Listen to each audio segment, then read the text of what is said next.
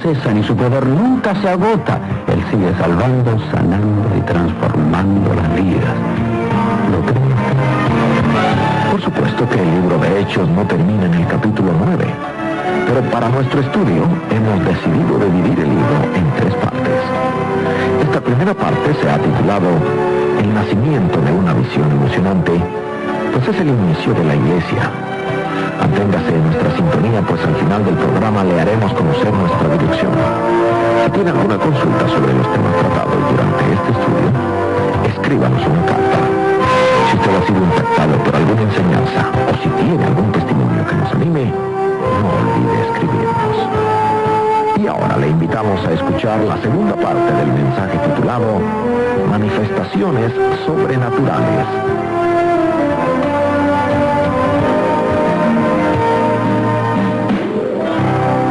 La visita de Pedro a aquellas ciudades fue una visita no común. En su visita ocurrieron manifestaciones sobrenaturales. Hemos estudiado que Jesucristo hizo milagros, pero que también utilizó a sus hijos para hacer milagros.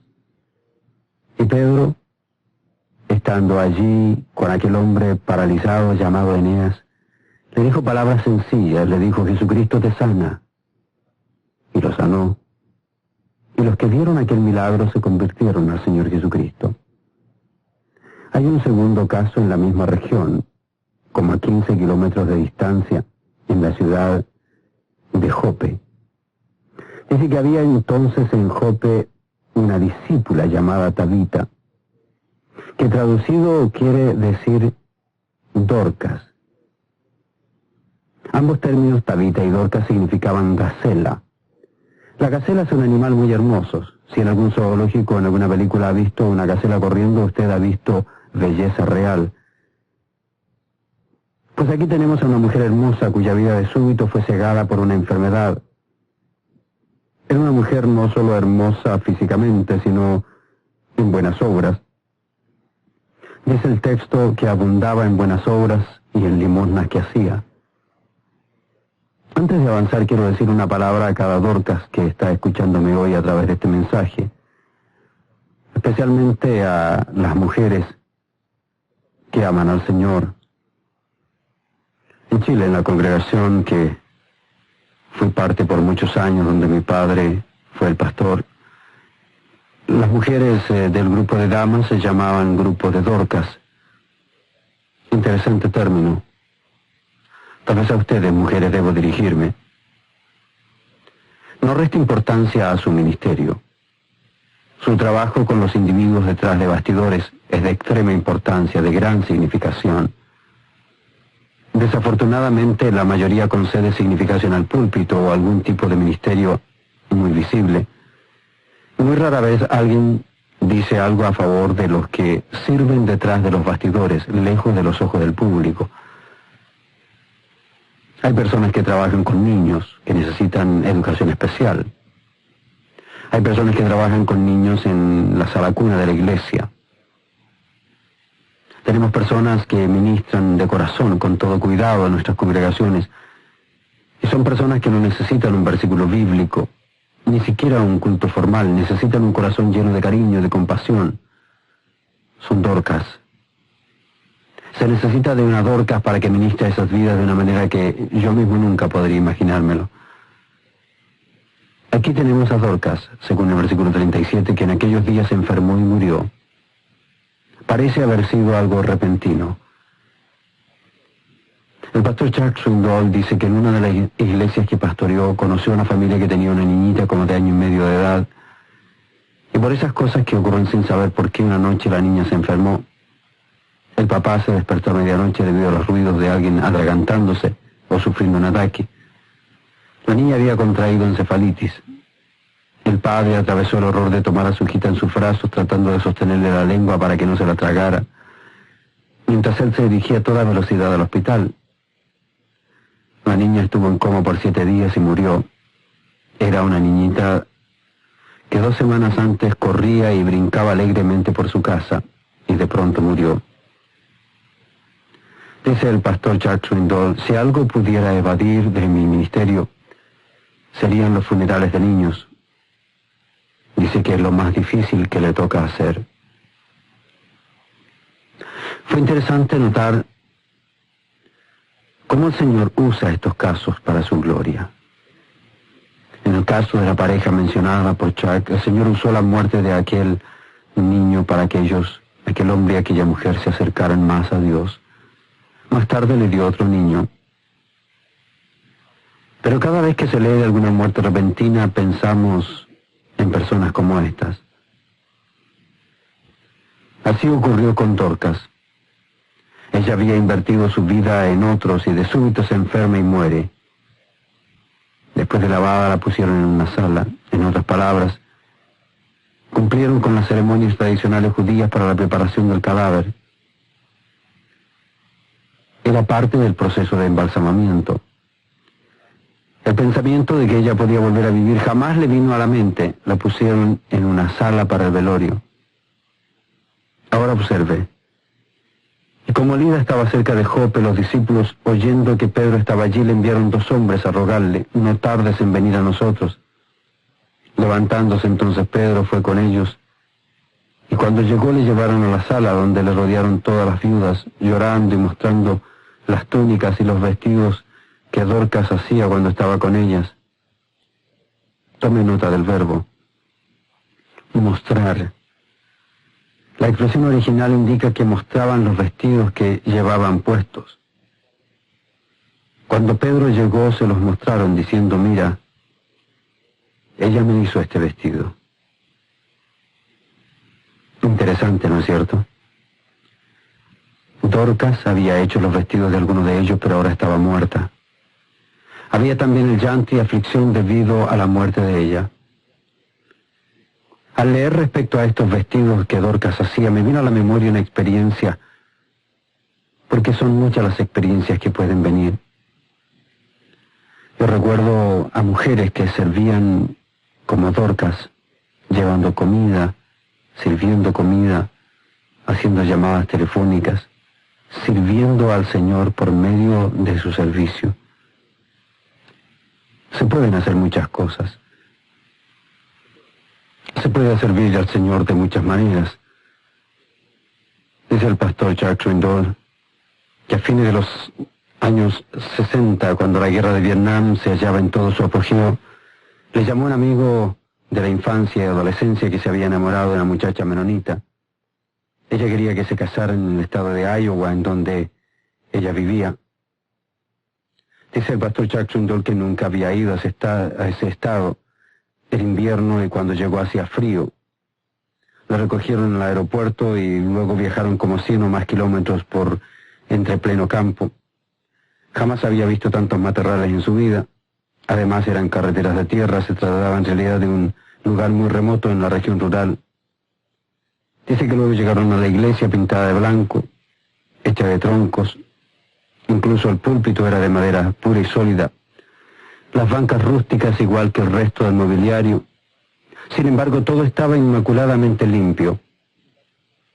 Dice el pastor Swindoll que tuvieron una ceremonia de bodas al día siguiente y después fueron al salón de compañerismo. Todo estaba pintado de blanco. Los anaqueles en las paredes, las losetas acústicas del cielo raso, incluso las baldosas del piso, todo estaba limpio, como si se tratara de un quirófano. Chuck Swindoll preguntó al pastor: esto sí que es interesante, ¿qué es lo que hacen en este cuarto? Contestó: este es el cuarto de costura. Le dijo al pastor Swindoll: supongo que en esos anaqueles hay máquinas de coser. Él respondió: en cada uno de ellos. Las mujeres de nuestra congregación, dijo el pastor, se reúnen varias veces a la semana y hacen vendajes y otras prendas. El pastor Swindoll le preguntó: ¿y para quién? El pastor respondió: para el Vietcong. Las enviamos cada mes. ¿Enviando a otros países en guerra? Dice Chuck Swindoll: nunca olvidaré el escalofrío que me recorrió por la espalda de Marino en ese momento. Le miré directamente a los ojos y le dije: amigo mío, me molesta grandemente que ustedes estén ayudando al enemigo. Intercambiaron frases muy severas en los momentos que siguieron. Sin embargo, Allí estaban aquellas mujeres con el mejor de los motivos preparando provisiones para el enemigo. Dice el pastor Swindoll, nunca me he encontrado en otra situación similar a esa, pero era algo totalmente diferente de lo que había acostumbrado.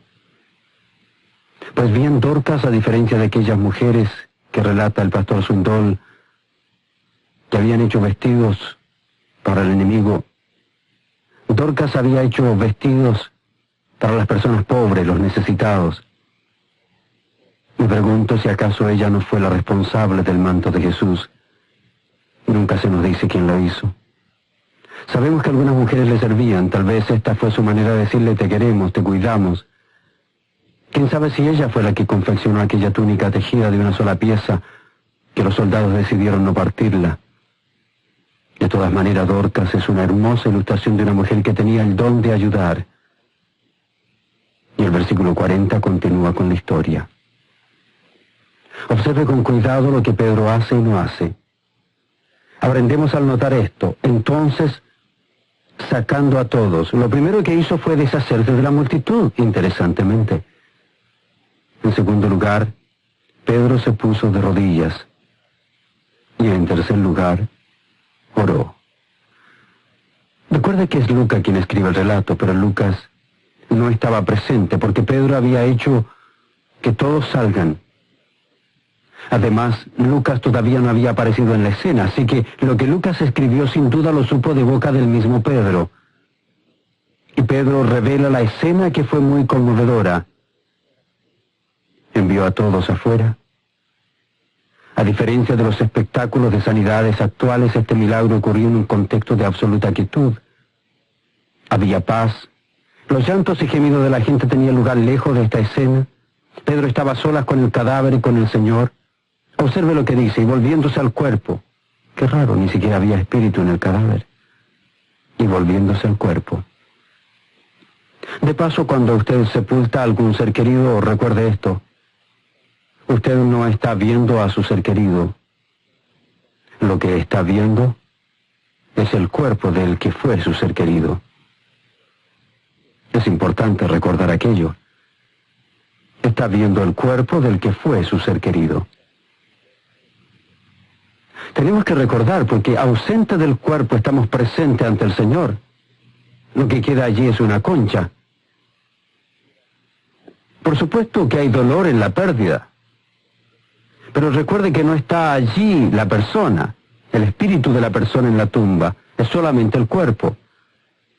Así que Pedro se dirige al cuerpo y le dice dos cosas. Tabita, levántate. Déjeme hacerle una pregunta. Se me ocurrió mientras estudiaba para este sermón. ¿Cómo supo Pedro qué hacer? Alguna vez uno se pregunta cómo supo la gente qué hacer en la primera ocasión, ¿cierto?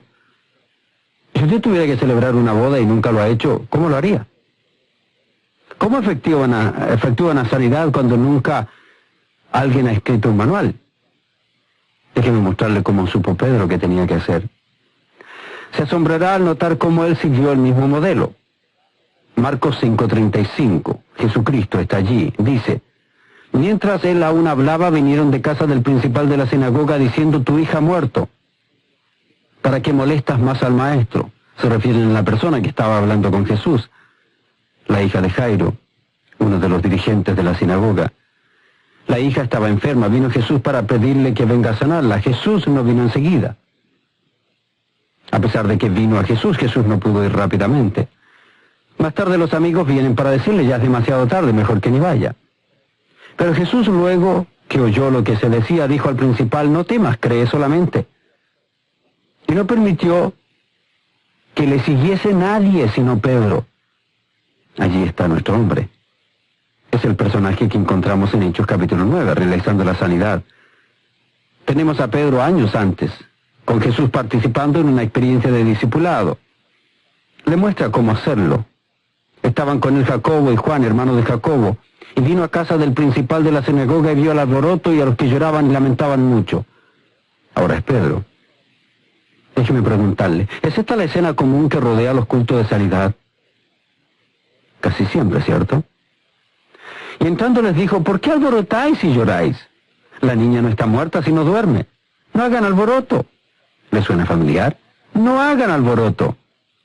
Todos ustedes que se hallan histéricos, salgan afuera. Y cuando estuvo a solas, tomó al padre y a la madre de la niña y a los que estaban con él, y entró donde estaba la niña, y tomando la mano de la niña le dijo, Talita Cumi, que traducido es, niña, a ti te digo, levántate. Si se cambia la letra L por una B, ya tiene usted la misma palabra que dijo Pedro. Tabita, en vez de Talita, levántate. ¿Cómo supo Pedro qué hacer? Jesús lo había discipulado. Volviendo a Hechos 9:40, y ella abrió los ojos y al ver a Pedro se incorporó. Tremendo, ¿verdad? Pedro le dice sencillamente, Tabita, levántate. Ella se levanta. ¿Y qué momento? Cuando Dios se halla en la experiencia, esta desafía cualquier explicación. Se levantó y los demás creyeron en el Señor. Lindo saber que Dios sigue obrando milagros, pero Él hace milagros cuando Él quiere, como quiere. Tengo un par de aplicaciones que quiero martillar a partir de eso. Espero que queden grabadas permanentemente en su corazón. La primera es que no toda sanidad divina y no todos los milagros de Dios son físicos. Es posible que usted, amigo o amiga oyente, se encuentre hoy paralizado por el ácido del resentimiento y la vergüenza y la amargura. Alguna experiencia en su vida lo ha dejado paralizado. Dios puede sanarlo psicológicamente. Hay esperanza para usted. Ese es uno de los milagros que Cristo puede hacer. No todos los milagros son físicos. El mensaje gastado del psicólogo incrédulo es con frecuencia una vez que usted llega a cierta edad el cambio es virtualmente imposible, ya no puede cambiar, pero Dios puede hacer milagros y milagros. ¿Sabe qué más puede sanar al Señor Jesús? Jesús sana el problema de la muerte. Déjeme darle una ilustración. La muerte del amor que usted sentía por su cónyuge. Cuando usted dice, ya no le quiero, ya no me quieren, Dios puede hacer un milagro. Dios puede dar nuevo amor y nueva vida. Déjeme darle la segunda aplicación. Cuando el milagro es de Dios, se sigue un modelo consistente.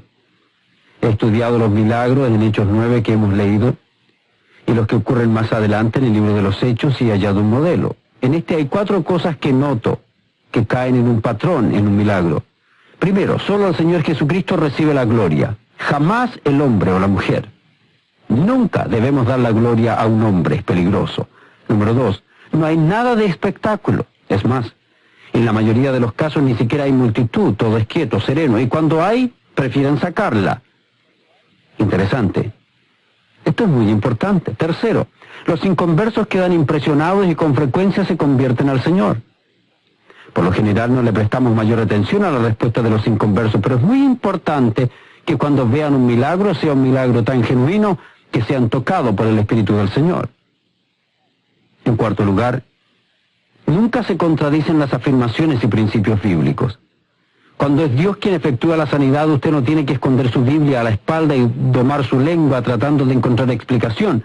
Cuando Dios es el que efectúa la sanidad, Dios la efectúa y por lo tanto la Biblia la apoya. Tenemos que hacer eso. Preste atención, observe con cuidado cómo se hacen las cosas. El señor Merrill Unger ha descrito varias obras y entre ellas un libro titulado Los demonios en el mundo moderno. Déjenme leer un fragmento del capítulo Los demonios y la sanidad. La Biblia nos advierte que los engaños satánicos habrán de abundar en los últimos tiempos. Incluso nuestro Señor predicó que se levantarían falsos cristos y falsos profetas que harían señales, prodigios y milagros. Debido a que la imitación satánica de los verdaderos dones de sanidad es imperativo y de suprema importancia que sea identificada, el pueblo de Dios debe desprender con absoluta claridad si existen conceptos erróneos en las curaciones que están observando.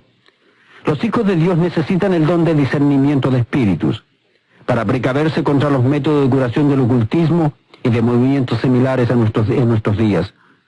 Obviamente Dios sana utilizando los medios naturales y también por medio de la fe y de la oración. Él sana, pero no siempre, porque no siempre es su voluntad sanar. Dios está en plena libertad de sanar o no según su voluntad. Puede ser su propósito utilizar la flaqueza física y la enfermedad para probar, fortalecer, purificar o castigar a su pueblo.